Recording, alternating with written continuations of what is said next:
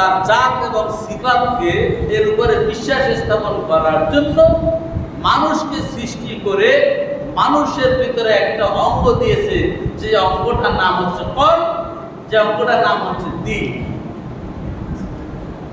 যে অঙ্গটার নাম কি? কল্ব। এই কল্ব থেকে কি, এই কল্বের বিশ্বাসে ঈমানের বলে আল্লাহর জাত এবং সিফাত সম্পর্কে কি আমরা জানতে পারি, বুঝতে পারি, এবং এই বিশ্বাস আর বিশ্বাসটা যার যত বেশি ওই ব্যক্তি তত পরিমাণ ঈমানদার, তত পরিমাণ সে কি মুমিন। সেই জন্য আল্লাহ সুবহানাহু ওয়া তাআলা আমাদের এই জাত ও সিফাত, এই আল্লাহর জাত ও সিফাতের উপরে ঈমান আনার জন্য আমাদেরকে এই কল্ব, এই অঙ্গটা আমাদেরকে দিয়েছে। এখন এই অঙ্গটা আমরা যারা আল্লাহ রাব্বুল আলামিনের জন্য ব্যয় করি তারাই হচ্ছে কি মুমিন। আর যারা এই অঙ্গটাকে এখানে কি আল্লাহকে বাদ দিয়ে গায়রুল্লাহকে যারা বসাইবে তারা কি কাফের। যেমন আজরা কুলুবুল মুমিনিনা আরশুল্লাহ, মুমিনের কল্ব হচ্ছে কি আল্লাহ আরশ। এখন এখানে অনেকে বলে যে মুমিনের কলবে তো আল্লাহ থাকে, মুমিনের কলবে কি আল্লাহ থাকে, তাহলে মুমিন যদি কোনো গুনাহ করে তার আবার শাস্তি কিসের? আল্লাহ তো সাথেই ছিল। এরকম বলার কিছু লোক আছে না? আছে না? আপনারা না জানলে আমরা কি জানি, আমাদের কাছে অনেকে বলে। আসলে বিষয়টা হচ্ছে এই ব্যক্তি আল্লাহর আরশে, ওই ব্যক্তি আল্লাহ রাব্বুল আলামিন থাকে। মুমিনুল কলবুল মুমিনিন আরশুল্লাহ, মুমিনের কলবে আল্লাহ থাকে। তাহলে এর অর্থ হচ্ছে এই যে মুমিন সদা সর্বদা কি আল্লাহকেই এখানে রাখে, সে গায়রুল্লাহর স্মরণ সে করে না, আল্লাহর স্মরণ এখানে সে করে। আল্লাহ যেখানে থাকবো এটা শর্ত না, শর্ত হচ্ছে মুমিন তার কলবের ভিতরে সর্বদা আল্লাহকেই রাখবে, আল্লাহর স্মরণে সে এখানে রাখবে। যেমন বলে না অমুক নেতার ডান হাত অমুক, বলে কিনা অমুক নেতার ডান হাত কি অমুক, তাহলে ওই নেতার কি হাত তিনটা? নেতার কি হাত তিনটা না। তার মানে এর থেকে বোঝানো হলো যে অমুক নেতা হুকুম উনি যা বলবে সে সেটাই করবে, তার একটা শক্তি বোঝানোর জন্য এটা বলা হয়েছে। তাহলে আল্লাহ সুবহানাহু ওয়া তাআলা থাকে কোথায়? আল্লাহ সুবহানাহু ওয়া তাআলা থাকে কোথায়? ওয়াসিআ কুরসিয়ুহুস সামাওয়াতি ওয়াল আরদ। আকাশ এবং জমিন নিয়ে কি আল্লাহর কুরসি, আল্লাহ থাকে সেই কুরসিতে। তাহলে আমরা যারা বলি আল্লাহ এখানে থাকে এবং গুনাহ করলে আল্লাহ তার সাথেই থাকে, আবার শাস্তি হইব কিসের?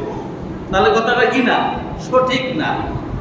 সঠিক হচ্ছে আল্লাহ আরশে থাকে, তবে মুমিনরা আল্লাহকে অন্তরে লালন করে।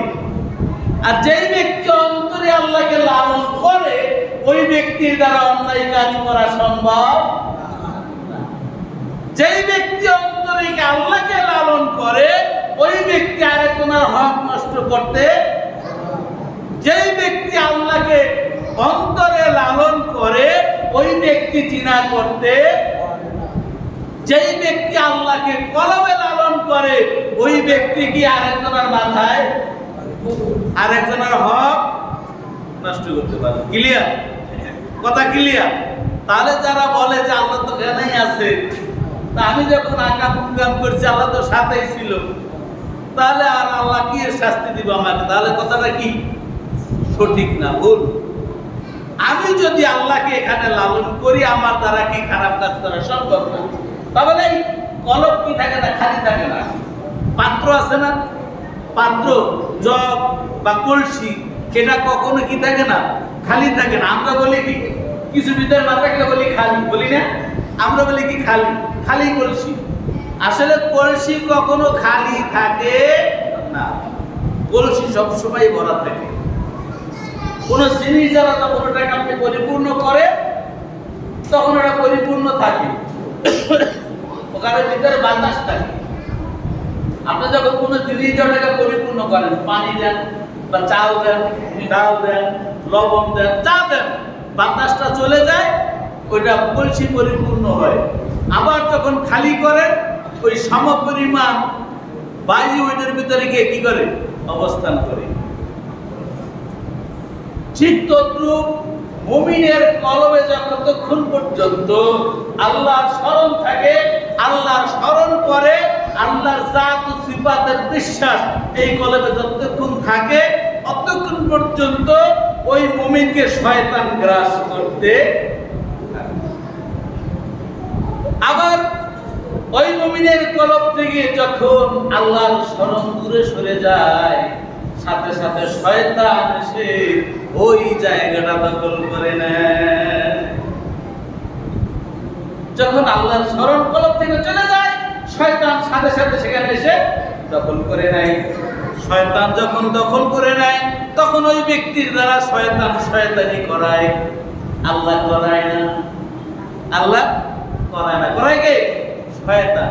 এই জন্য যখন কোনো মুমিন খারাপ কাজ করে, তখন সে কি আর মুমিন থাকে না, তখন সে শয়তানের অনুসারী হয়ে যায়। বিদায় সে কি ওই জিনা করে, ওই বিবিচিকারি করে, ওই সুদ খায়, আরেকজনের হক নষ্ট করে, আরেকজনের মাথায় বাড়ি দেয়, আরেকজনের বিবিকে কি বেপরদায় চালায়।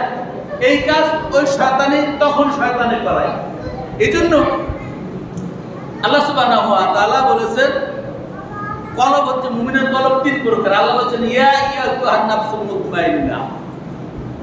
এই নাফসুল মুতমাইন্নাহ এটা হচ্ছে কি মুমিনের কলব। যখন ওই ব্যক্তি আল্লাহওয়ালা হয়ে যায়, তখন ওই ব্যক্তির কলবে কে থাকে? শুধু আল্লাহই থাকে, অর্থাৎ আল্লাহর স্মরণই থাকে। আর ওই কলবটার নাম হচ্ছে কলবে মুতমাইন্নাহ। আর এই কলবে মুতমাইন্নাহ অনুসারী যারা হবে, মালিক যারা হবে, কিয়ামতের ময়দানে আল্লাহ পাক রব্বুল আলামিন তাদেরকে ডাক দিয়ে বলবে, ইয়া আইয়াতুহান নাফসুল মুতমাইন্নাহ, হে নাফসুল মুতমাইন্নাহ, কলবের অধিকারী, আমার মাহবুব বান্দা, আমার প্রিয় বান্দা, ইরজিই ইলা রাব্বিকি রাদিয়াতাম মারদিয়া ফাদখুলি ফি ইবাদি ওয়াদখুলি জান্নাতি। এই আমার পবিত্র আত্মাগুলি, নফস মুতমাইন্নার অধিকারী আমার বান্দা, তোমরা ফিরে এসো, চলে এসো, আমার নেককার পরেজগার বান্দাদের দলে শামিল হয়ে যাও এবং তাদের সাথে আমার জান্নাতে প্রবেশ করে যাও। তাহলে আমাদেরকে কি এই কলবটাকে আল্লাহওয়ালা কলব বানাতে হবে। আরেকটা কলব হচ্ছে যখন শয়তানে তাকে গ্রাস করে নেয়, তখন ওই কলবটা কি ওখানে এই জায়গাটা তখন শয়তান কি করে? খামচি মেরে বসে থাকে। তখন সেটা শয়তানের আরশ হয়ে যায়। কি হয়ে যায়? শয়তানের আরশ হয়ে যায়। তখন ওই ব্যক্তিকে শয়তান শুধু শয়তানি করাইতেই থাকে, ততক্ষণ আকাম কুকাম আছে বলে সে করে। আর ওই ব্যক্তির জন্য জাহান্নাম নির্ধারিত করে রেখেছেন কে? আল্লাহ। আরেকটা অন্তর আছে মাঝখানে। এই মাঝখানে যে অন্তরটা, সেই অন্তরটা মুমিনদেরকে যখন ভালো কাজ সামনে আসে, মুয়াজ্জিনের যখন মসজিদে আজান হয়, আজান শোনার সাথে সাথে ওই দিলটা বলে আরে আজান হয়েছে, মসজিদে যাই। ওই দিলটা বলে কি মসজিদে যায়। আর কলবে মুতমাইন্নাহ তারে কি করে সাপোর্ট দেয়, যা মসজিদে যা, যা মসজিদে যা। আর ওই যে লাউওয়াজা যেটা, এটা কি করে তারে কয় যে না যাইস না, যাইস না। দুই দিক দিয়ে ধাক্কা মারে।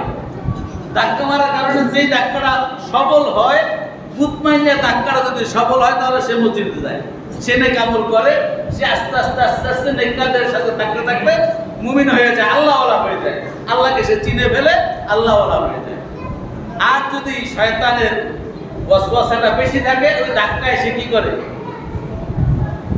ওই ধাক্কা এসে খারাপ কাজের দিকে চলে যায়, আস্তে আস্তে খারাপ সঙ্গে অনুপাতিত হয়ে সে কি ওই খারাপ সঙ্গে তার সর্বনাশ হয়ে যায়।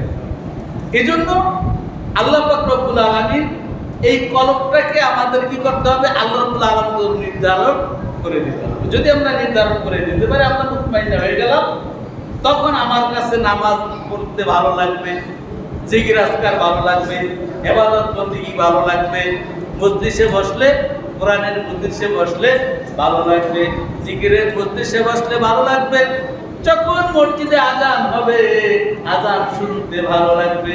আর যদি এই জায়গাটা খারাপ হয়ে যায়, কলমটা খারাপ হয়ে যায়, তখন কবি শামসুর রহমানের মতো আজান বলবে, আজান যখন শুনি মনে হয় যেন ব্যবসা তার খরিদ্দার রাখি। আর কবি নজরুল বলছে কি, কেউই শোনালো মোরে আজানের ধ্বনি, মর্মে মর্মে সেই সুর বাঁচিল কৃষ্ণবধূ, আকুল হইল প্রাণ বাঁচিল।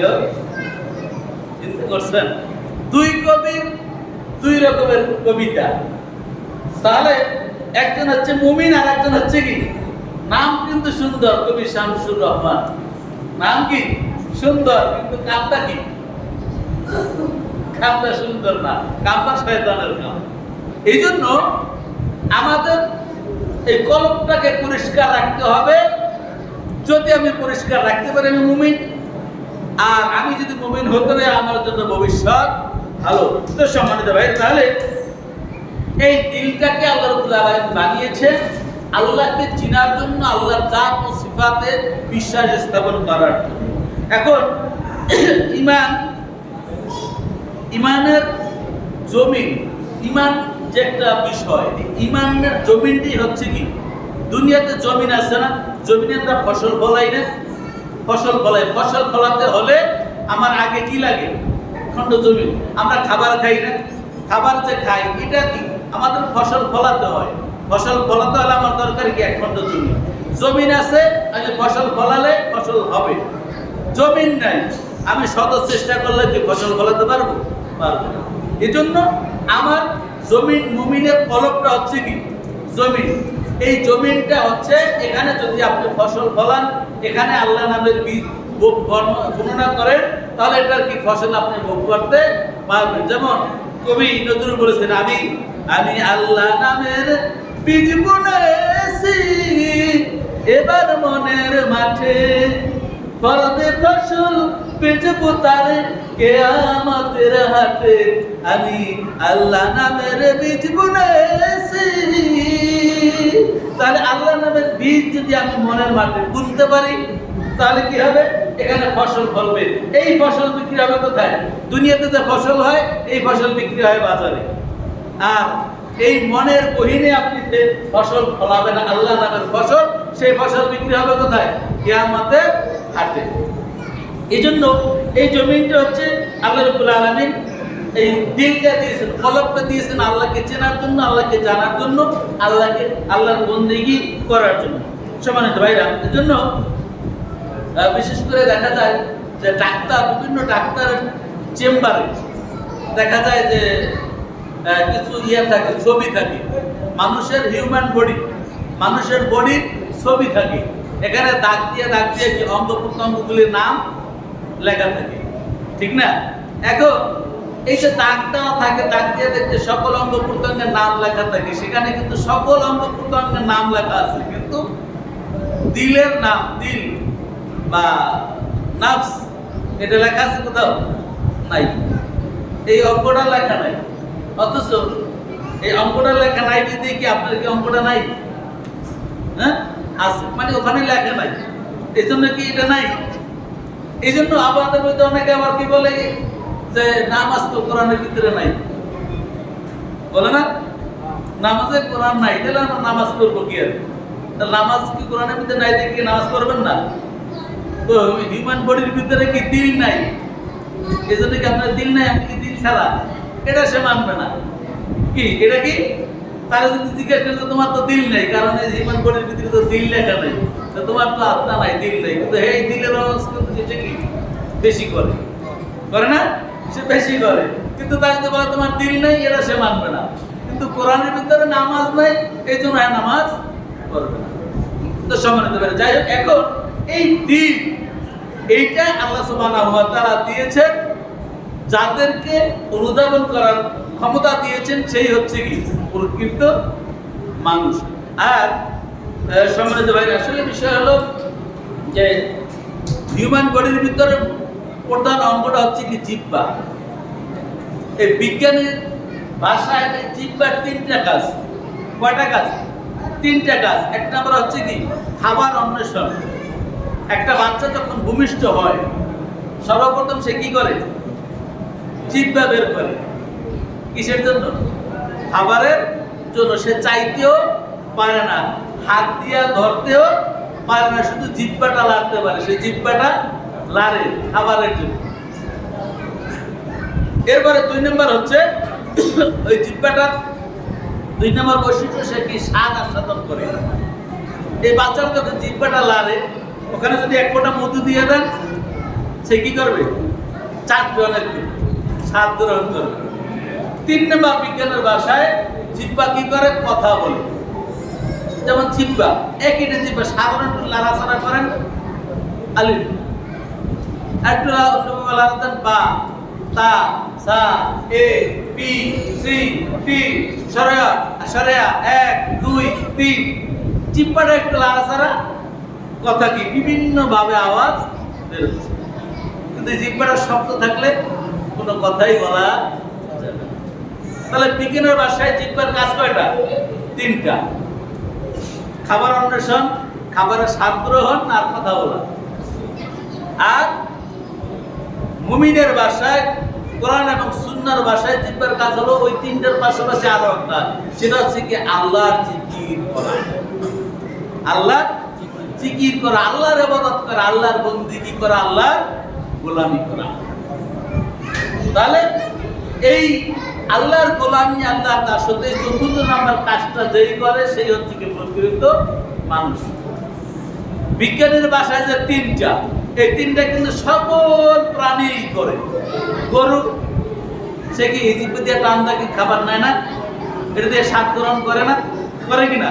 এই জিহ্বা দিয়ে সে হাম্বা হাম্বা করে না? তার যে ভাষা, সে ভাষায় ব্যবহার করে না? কিন্তু আল্লাহর জিকির, আল্লাহর ইবাদত বন্দেগী, এটা তার জন্য ওয়াজিব না, আর তার জন্য কি নাই? জান্নাতেরও সুসংবাদ। সকল প্রাণীর এই 3টা কাজ সবাই করে, কিন্তু 4র্থ নাম্বার কাজটা না থাকার কারণে তাদের জন্য কি নাই? জান্নাত জাহান্নামের ব্যবস্থা নাই। আপনি আমি মানুষ, আশরাফুল মাখলুকাত, আমাদের জন্য 4র্থ নাম্বার কাজটা জরুরি। আমরা যদি 4র্থ নাম্বার কাজটা করি তাহলেই আমরা মুমিন, আর মুমিন হলেই আমাদের জন্য সফলতা, আর মুমিন না হলে আমাদের জন্য ব্যর্থতা। মুমিন না হলে কি আমাদের ব্যর্থতা। এই জন্য আল্লাহ সুবহানাহু ওয়া তাআলাকে আমাদের জানতে হবে এবং এই 4র্থ নাম্বার কাজ আল্লাহর ইবাদত করতে হবে। আল্লাহ বলেছেন, মা খলাকতুল জিন্না ওয়াল ইনসা ইল্লা লিয়াবুদুন। আমি জিন এবং মানব জাতিকে শুধুমাত্র আমার ইবাদত, আমার গোলামি, আমার বন্দেগী, আমার দাসত্ব করার জন্যই সৃষ্টি করেছি, অন্য কোনো কারণে সৃষ্টি করি নাই। তাহলে সৃষ্টি তো করছেন হাজার হাজার মাখলুকাত। বিজ্ঞানের ভাষায় 18,000 মাখলুকাত। তাহলে সবাইকে তো আল্লাহ তার ইবাদতের জন্য সৃষ্টি করেন নাই। শুধুমাত্র 2টা মাখলুক, মা খলাকতুল জিন্না ওয়াল ইনসা, জিন এবং ইনসান, এই 2টা মাখলুক কি আল্লাহ সৃষ্টি করেছেন তার ইবাদত করার জন্য, তার গোলামি করার জন্য।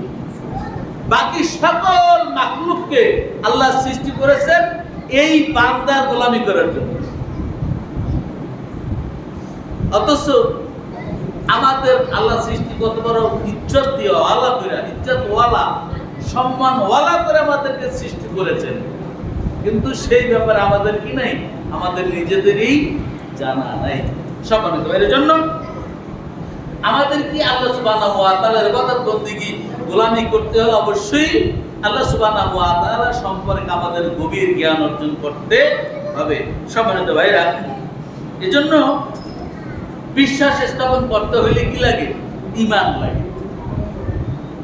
বিশ্বাস করতে হলে কি ইলম লাগে। ঈমান ইলম, জ্ঞান, জ্ঞান লাগে। আপনি যে কোনো বিষয়ে যদি আপনি আত্মবিশ্বাসী হতে চান, ওই ব্যাপারে আপনার কি যত বেশি ওই ব্যাপারে আপনার কি জানতে হবে, নলেজ বেশি থাকতে হবে। এখন আল্লাহ সুবহানাহু ওয়া তাআলা সম্পর্কে যদি আপনি বিশ্বাসী হতে চান, আল্লাহ সম্পর্কে আপনাকে গভীর জ্ঞান অর্জন করতে হবে। আর গভীর জ্ঞান অর্জন করতে পারলেই আপনার কি হবে? আপনার অন্তরে মারেফত পয়দা হবে।